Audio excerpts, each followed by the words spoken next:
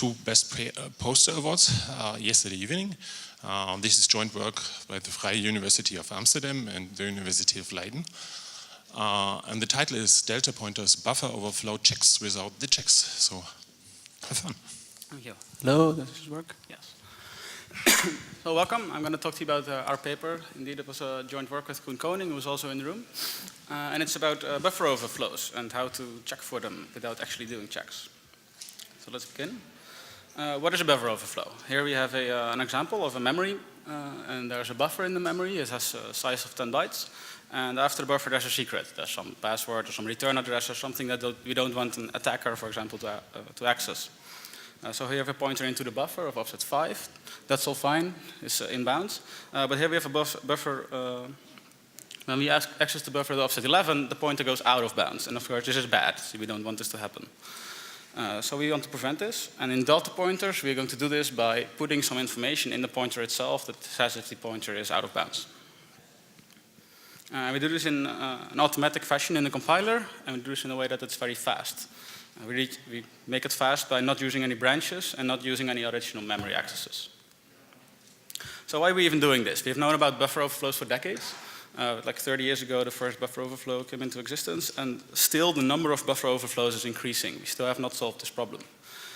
This is because bounce checking is actually very slow. There's just a number of bounce checkers. There's literally dozens of them, or if not hundreds. And they start at about 54% overhead. That's the fastest that we know of right now, low-fat pointers. There's SGX bounce, which was released at Eurosys only last year. And they all have overheads that make it a little bit prohibitive to actually apply them. So why is this? What do we actually do, bounce checkers? Well, here we have an example of code. It accesses a buffer at offset n, and then it can write a value there. So now suppose this offset n is attacker controlled. So for example, by some weird entry in a web form. Now, what a bounce checker does, so yeah, of course, if this offset is attacker controlled, then the buffer pointer can go out of bounds, and an attacker can write any value that he wants. Now, what a bounce checker does, it inserts a check, an if statement, that checks if this offset exceeds the size of the buffer, and if so, then it exits. It does it automatically in the compiler. And this is slow for two reasons. First of all, you need metadata to implement this size function. You need to know how big the buffer is that the pointer points to. And also, you need to insert a branch, the branching check. Both of these cost you time, and you have to do them at every memory access. So obviously, this makes the program slower. Now, for the metadata end, we actually have a very efficient solution, has been done in the past. It's called pointer tagging, where instead of putting this metadata that you need to find the size or the end of a buffer, instead of putting that in memory so that you have to fetch it, you put it into the pointer itself. But still, all of the solutions that do this still need a branching check. So what we do for delta pointers is we'll reuse this efficient pointer tagging solution, but also remove the branches. So to recap, in our approach, we use pointer tagging to have no memory accesses for metadata lookups. We remove the need for branches, and instead we delegate checks to off-the-shelf hardware instead, to the MMU. We're only able to do this because we focus on the common case, which is the upper bounds of pointers, of buffers, not the lower bounds. We do it on 64-bit architectures. And doing this, we're able to actually mitigate all CVEs reported by the competing solutions as well. And on the efficiency spectrum, we arrive here. This is supposed to be green, but so we're at 35% overhead. So now I'm going to tell you how that works, but first we need to look at what a pointer actually looks like. So here we have a 64-bit pointer, and you see that the upper bits are 0, the upper 16 bits.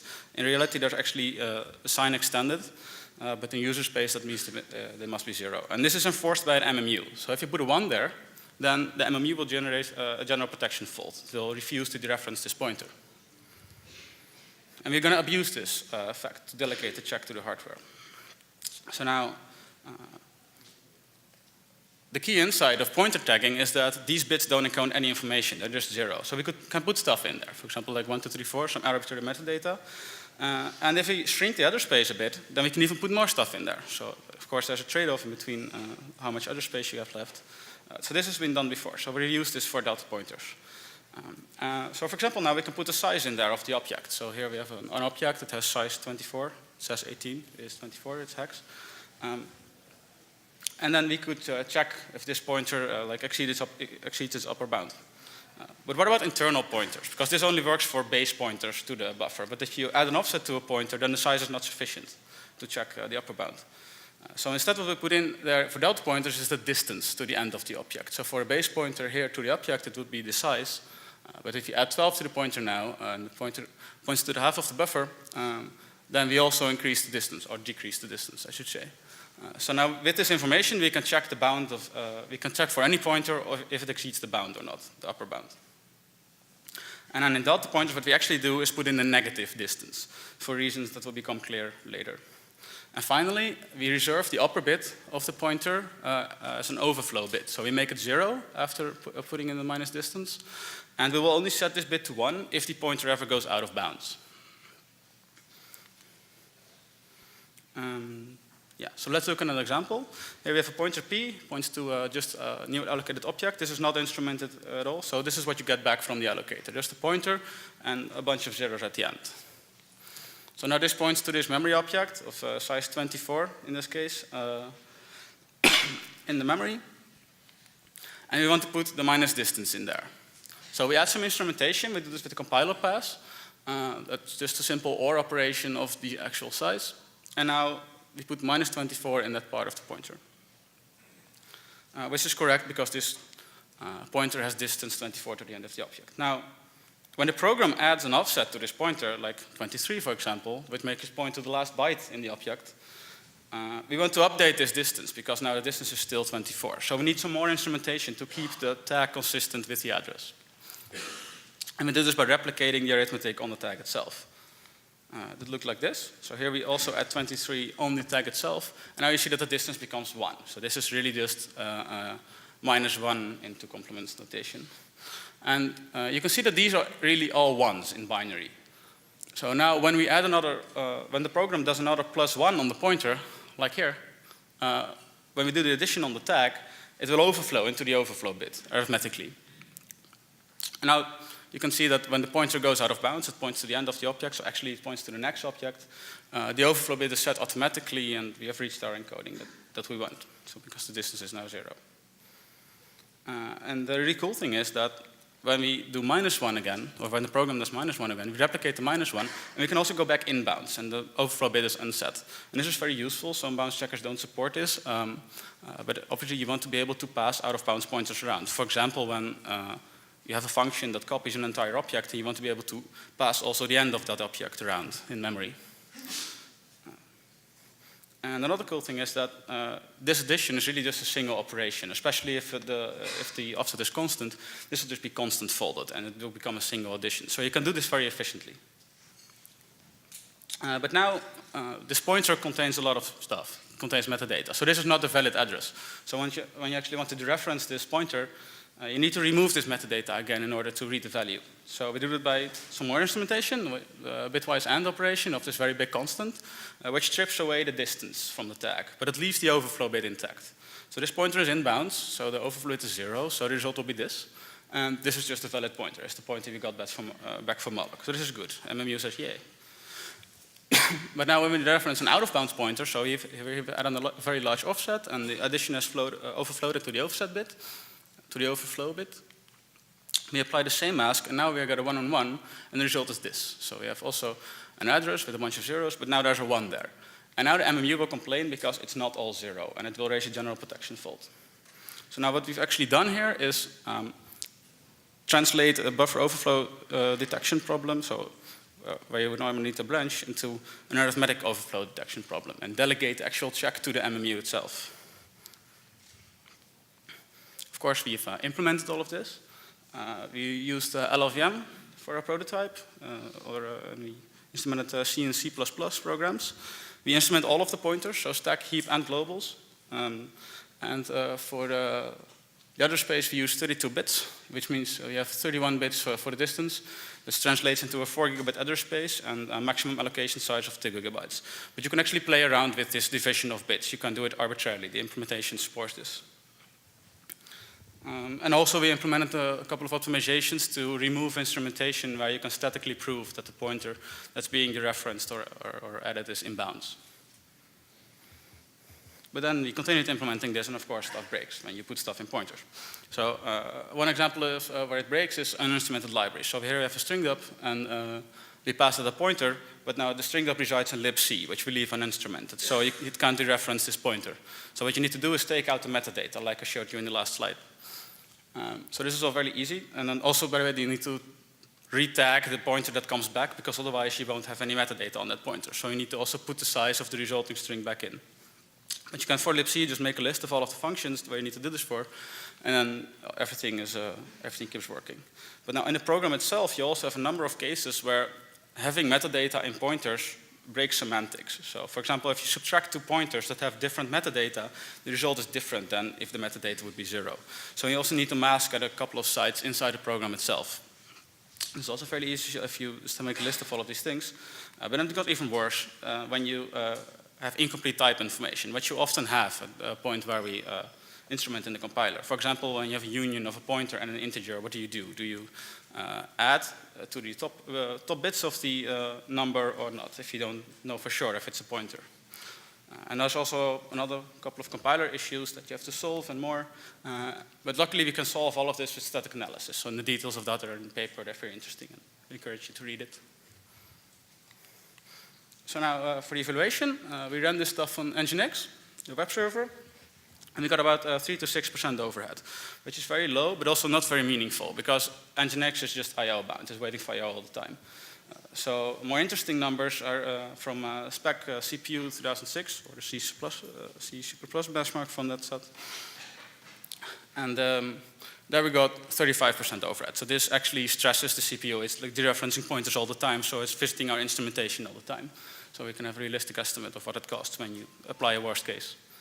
So we got 35%, which is very good. If you recall that the best other solution was 45% or 54%.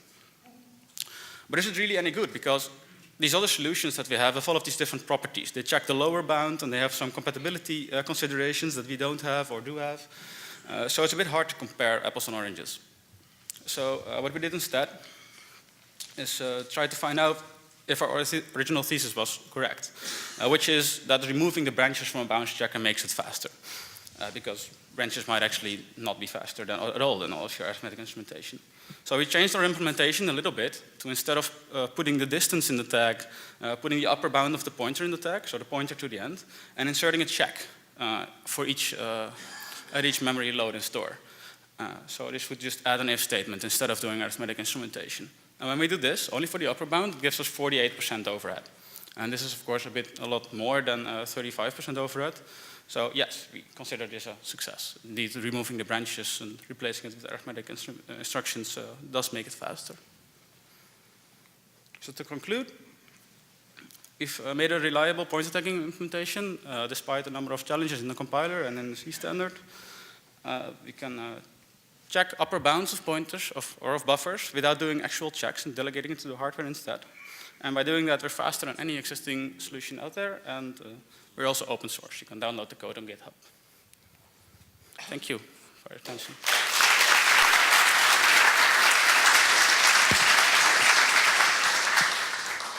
So we have time for a few questions.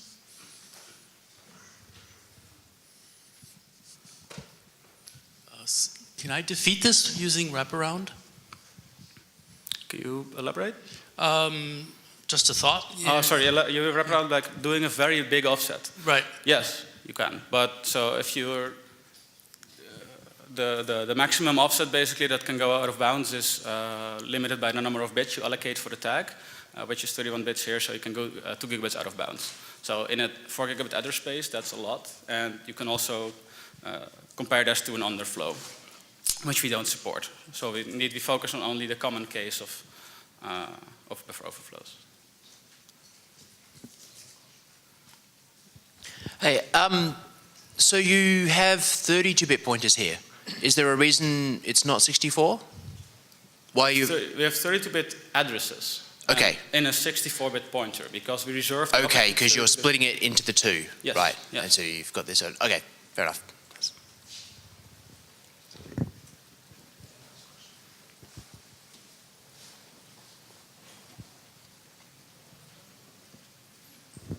Would it be possible to combine this with other known techniques for doing lower bound checking? Is it possible to determine which positions you would need to have a more expensive lower bound check, or is that not known?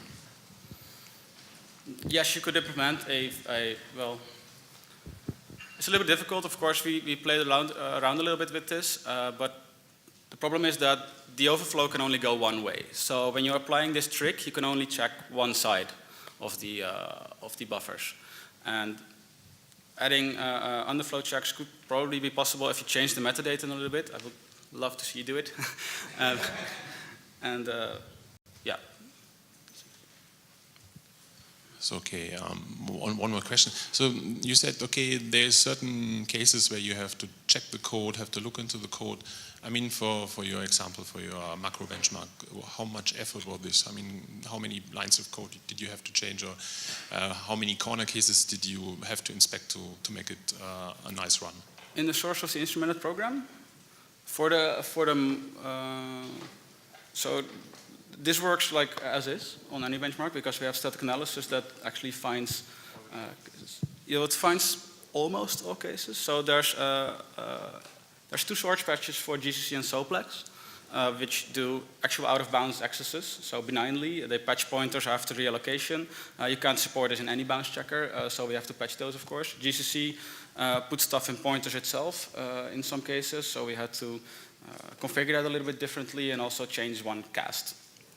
And also, I think Pearlbench does stuff with the environment. So when you exceed the protection boundary, when you share pointers with uninstrumented code, like for example the environment, and you put stuff, or you change the environment pointer itself, and then libc starts to access that, then of course you can't have any metadata in there. So there we needed small source patch for Pearlbench. But other than that, it pretty much works as is.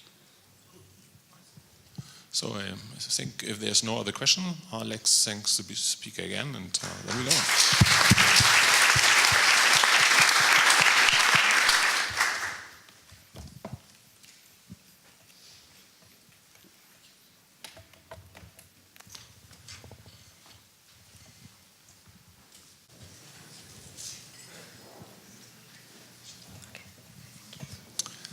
So we come to the third talk. The third talk takes an interest in using novel hardware for trusted execution.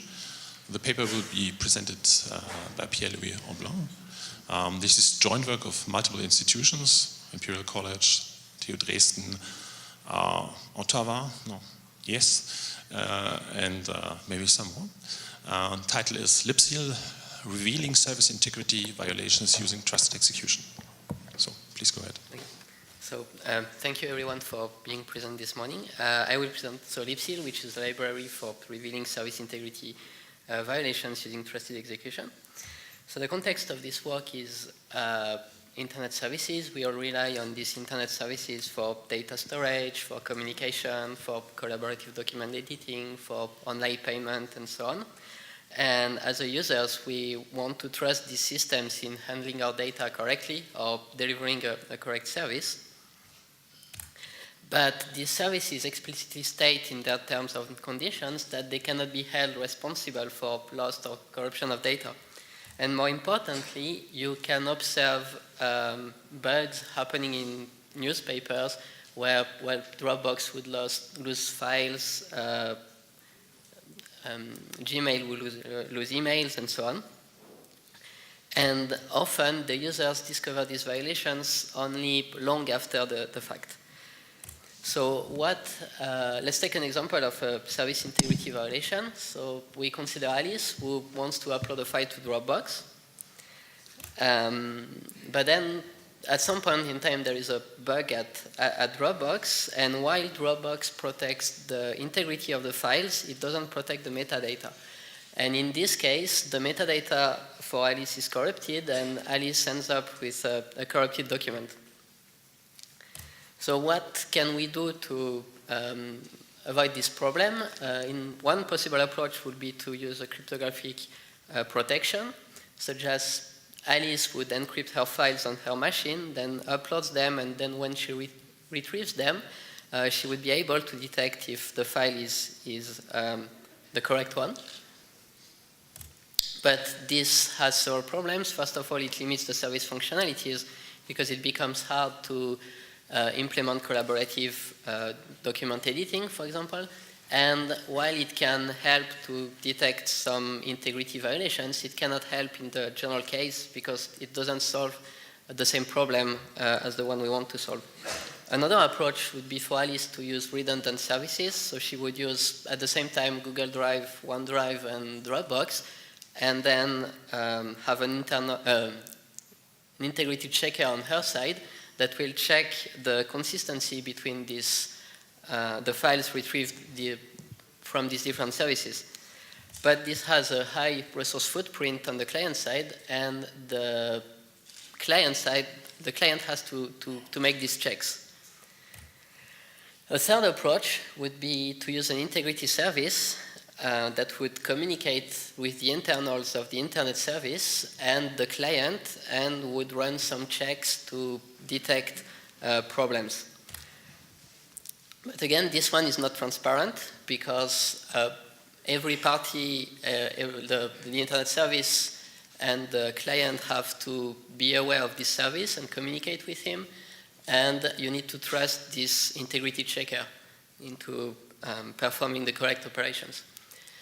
So instead of doing this, our idea is to observe the client request over time, and from this observation, deduce violations. So let's take an example where Alice adds the first file, which is a text file. We would log this operation in a log on the server side. Then Alice adds the second file. Again, we log this request on response. And finally, Alice asks for the list of files that are present on the server side. Again, we log this one. And once we have this log, we would run checks on the log to verify that the operation are from a consistent run. So in this case, for example, we can observe that the file that Alice sent the content is different from the content advertised by the internet service, which means that there was an integrity violation. Okay, so this idea is what libcil is about. Libcil creates a secure audit log to discover service integrity violations. Libcil uses internally a relational log and SQL queries to express these violations. And libcil is easy to deploy by offering a TLS API to applications. So the client and the service will encrypt their communication using the transport layer security protocol. And then we will have the decryption on the server side. So in the rest of the talk, I will talk about 3 challenges that we faced when building libcil. The first one is what do we log and how do we find violations? Then how do we ensure that the log is complete? That is to say that the log represents all the interaction between the client and the service. And finally, how do we make libcil easy to deploy?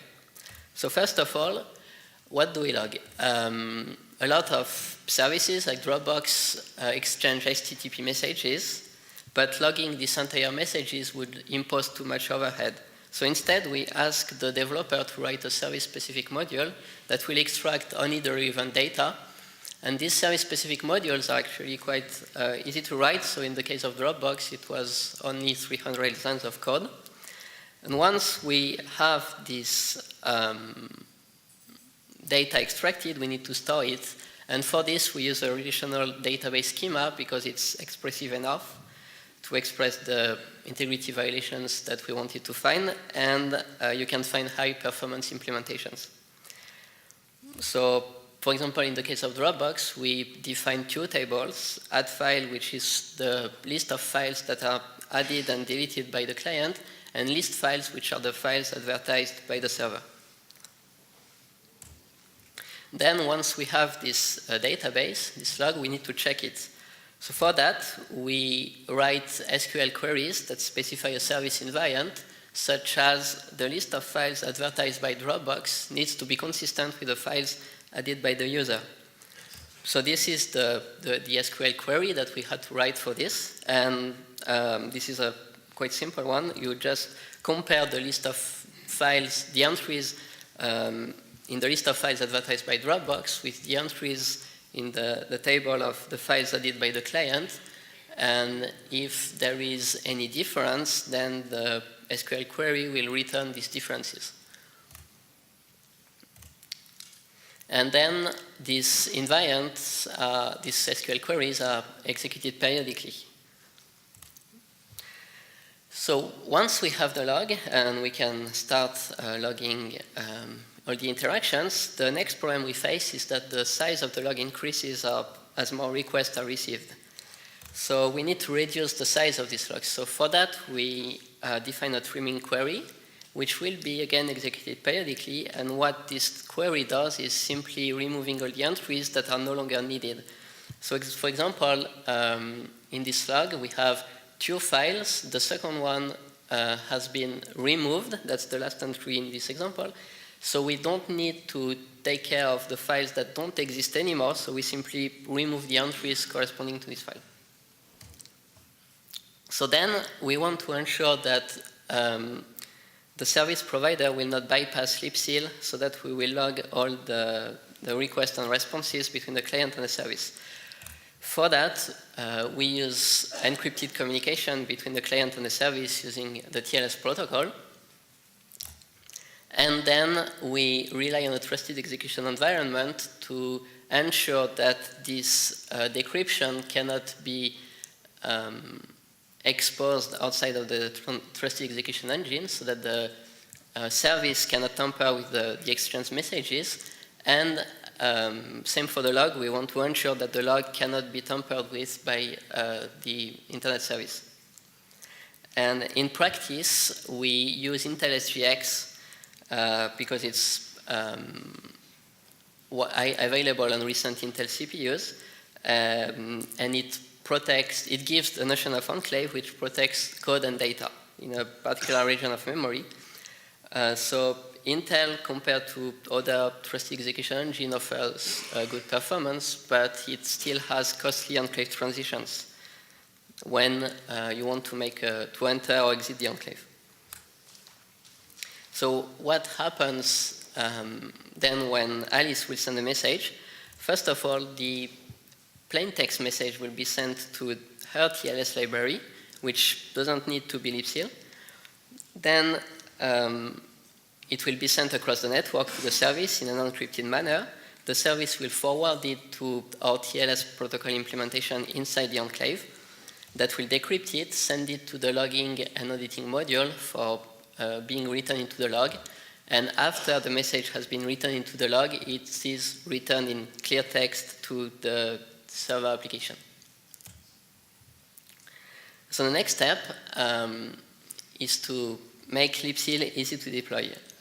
For that, as I said previously, we gave libcil a TLS interface, so you can replace the OpenSSL or LibreSSL library that you use at the server with libcil in a transparent way.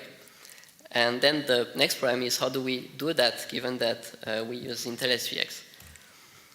In particular, the enclave transitions are costly, so we need to minimize or avoid them.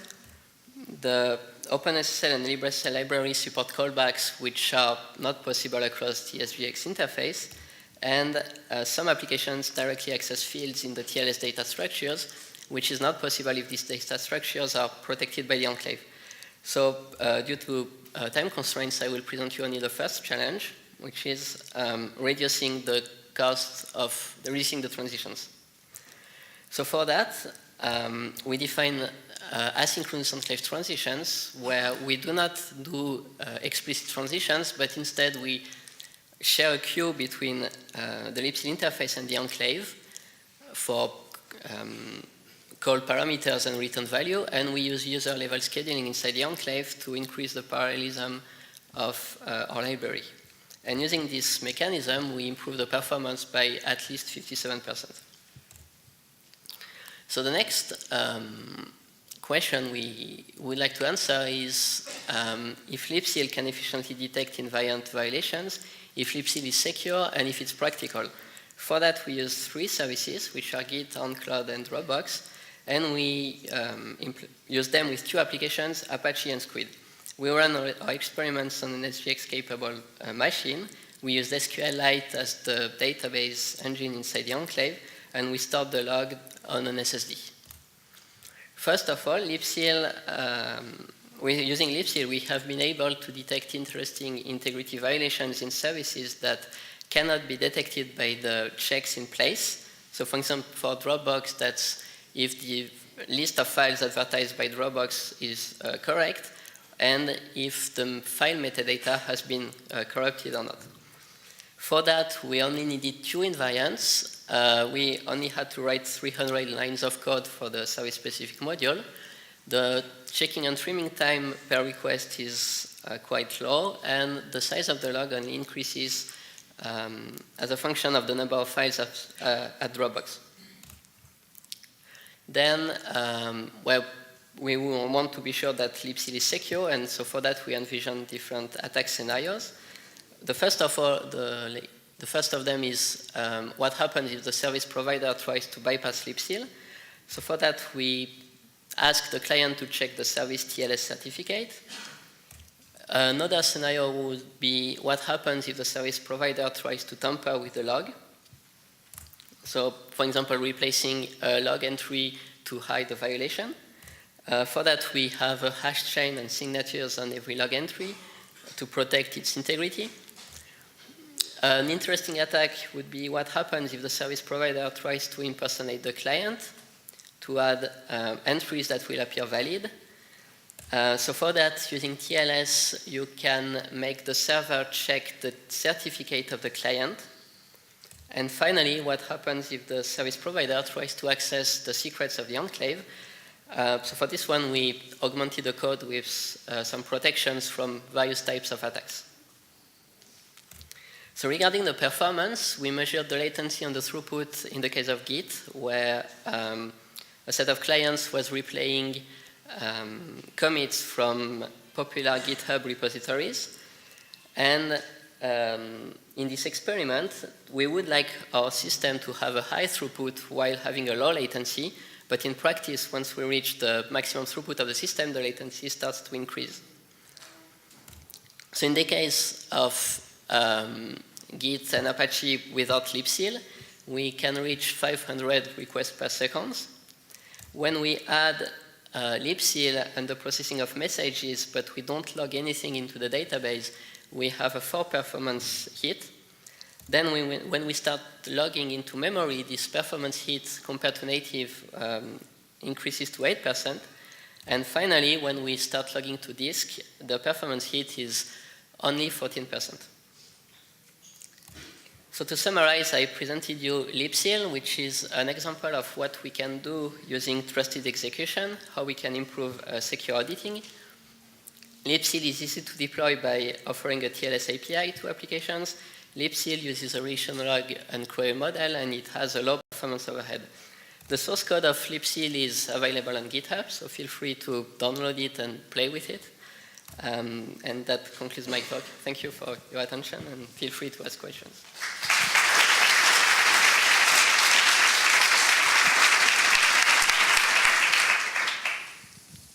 So we come to the questions.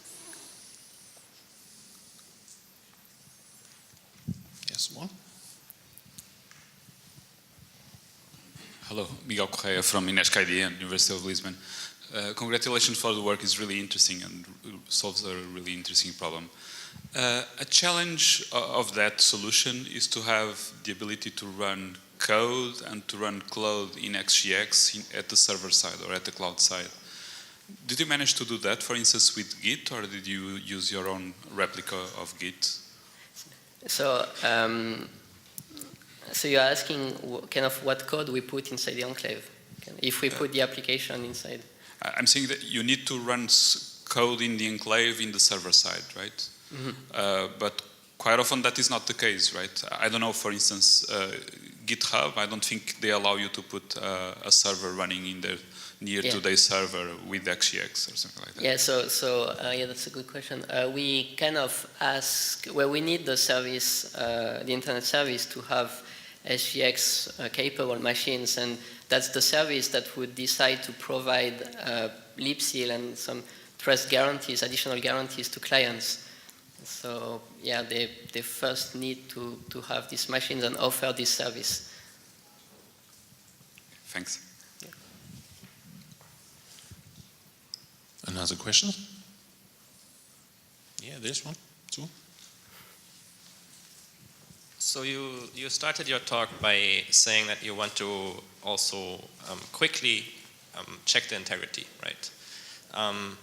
But the queries, they run periodically, right? How do you ensure that the entries in the table are actually also recent? Do you periodically also ask for lists entries for all directories, or how does that work? So, so we create entries only when we have client interactions. Then we have some logical counter to count the entries, and well, we know the order of the entries. And then we also can use a rollback service to have some monotony counter service to get some fresh counter from outside. So we have an order on the entries, and you can have a notion of time inside the enclave. It's not very precise, but you can. It's like the precision is the order of seconds. So we could also run the checks after a certain period of time, but it's the most recent entries in the sense of the last interactions between the client and the service, not the entries that happened to n seconds ago, if that's...